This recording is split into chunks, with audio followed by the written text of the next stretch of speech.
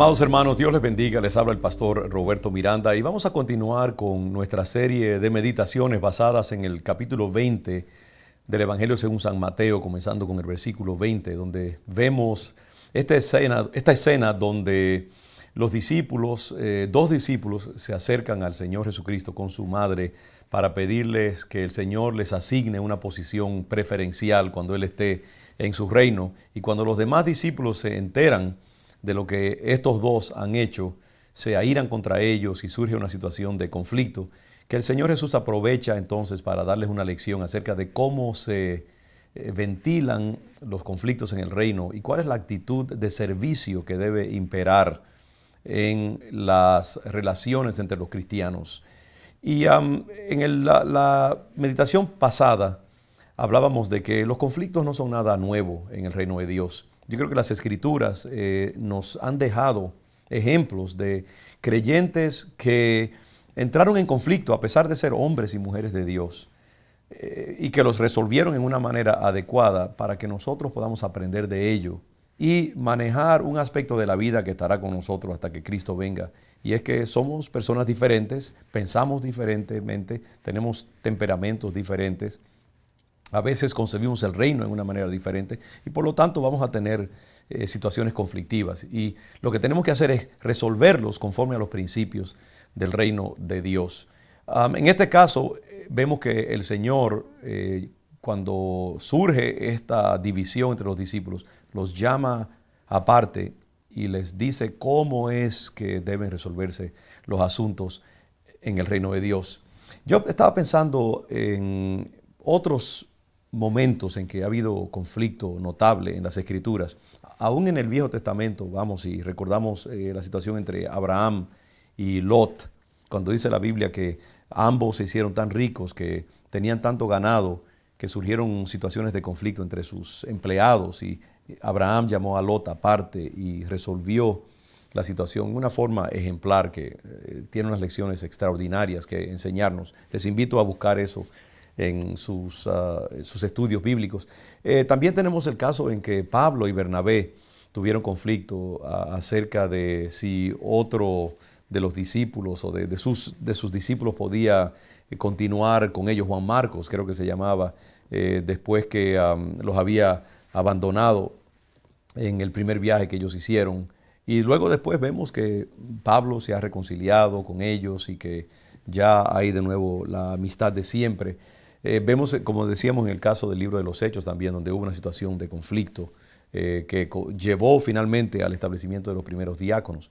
Otro pasaje en Primera de Corintios capítulo 2, donde Pablo habla también acerca de los conflictos que hay entre los cristianos y que algunos dicen yo soy de Pablo, otros de Apolos, otros de Cefas, otros de Cristo, etc. Hay muchas situaciones de conflicto en las Escrituras. Y lo importante es cómo resolvemos estas situaciones. Yo he aprendido inclusive que los conflictos pueden, si se resuelven adecuadamente, generar al final una situación más positiva de la que había antes de que surgiera el conflicto. Los conflictos nos pueden fortalecer, inclusive si los dialogamos y los resolvemos en una manera cristiana. Eso es lo primero. Como pastor yo he aprendido que muchas veces Dios usa esas situaciones de tensión en la iglesia, entre los líderes, en la congregación, para que nos conozcamos mejor, para que glorifiquemos a Cristo por medio de una actitud benévola que lleve a la resolución del conflicto para gloria de Dios. De nuevo, yo creo que cuando nos encontramos en situaciones de conflicto, varias cosas ayudan a resolverlo. A mí me ayuda, primeramente, escuchar a la otra persona, darle tiempo para que se exprese y que me diga exactamente lo que hay en su corazón y asumir yo una postura de receptividad, darle tiempo a la persona y la oportunidad para que ella se exprese con lujo de detalles y tratar en todo lo posible de escucharla objetivamente, abiertamente, neutralmente, sin en todo lo posible yo inyectar mi propia interpretación, sino escuchar simplemente el lenguaje de la persona que me está hablando. En segundo lugar, me ayuda mucho también adoptar una actitud como benévola, una actitud generosa que le da a la persona el beneficio de la duda, que asume que la persona que está hablando tiene buenas intenciones, que está hablando con sinceridad, que está convencida de que él o ella tienen razón, y no asumir enseguida como que hay malicia o que hay un deseo de hacer daño. A veces puede que sí, pero muchas veces los conflictos vienen simplemente porque la otra persona tiene una opinión diferente y está haciendo todo lo posible por ver las cosas correctamente y está convencida de lo correcto de su posición. Y es bueno cuando uno asume esa postura de parte de la otra persona de sinceridad, porque eso ya nos quita entonces esa agresividad que viene de pensar que la persona está tratando de hacernos mal. Otra cosa que ayuda en la resolución del conflicto es no decir nada que le añada más leña al fuego. Muchas veces podemos usar un lenguaje inflamador, usar palabras o expresiones que lo que hacen es que ponen a la otra persona en la defensiva o que la ofenden y entonces sube el volumen de la discusión. Tenemos que siempre en todo lo posible usar un lenguaje que sea neutral, un lenguaje que no añada más tensión y más seriedad a la cosa.